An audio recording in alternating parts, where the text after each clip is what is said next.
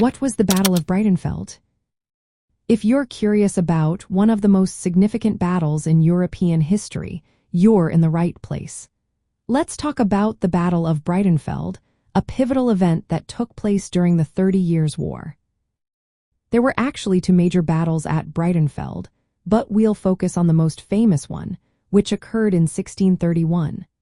This battle was a clash between two powerful forces: the Swedish-Saxon army led by King Gustavus Adolphus of Sweden and the Imperial-Catholic League army commanded by Generalfeldmarschall Johann Tserclaes, Count of Tilly.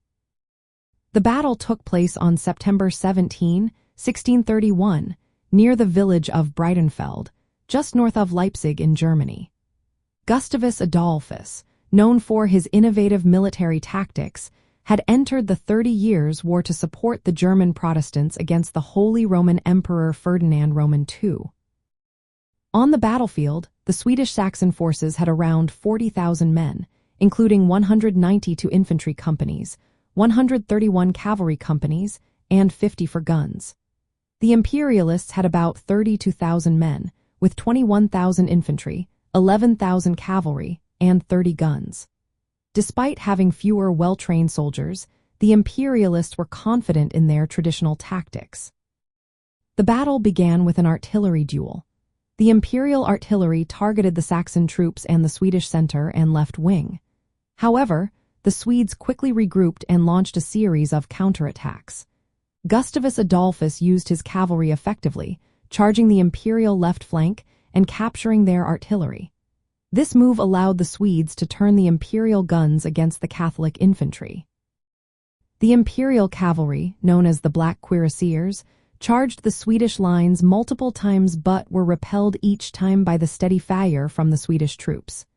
Meanwhile, the entrained Saxon troops were quickly pushed off the battlefield by the Imperial cavalry. Gustavus Adolphus's flexible and disciplined army proved decisive.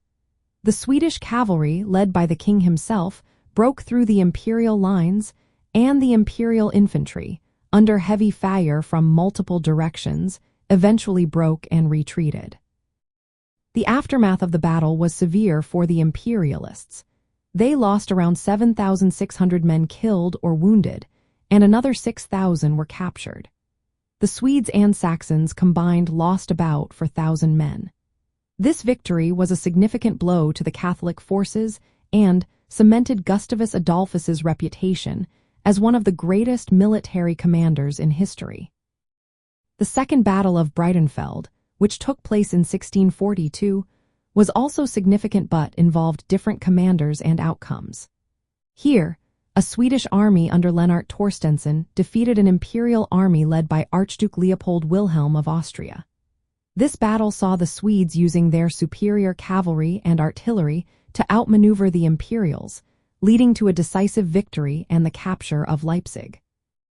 In both battles, the strategic use of artillery, cavalry, and infantry, along with the adaptability of the Swedish forces, played crucial roles in their victories. These battles highlight the evolving nature of warfare during the 30 Years' War and the innovative tactics employed by Gustavus Adolphus and other Swedish commanders.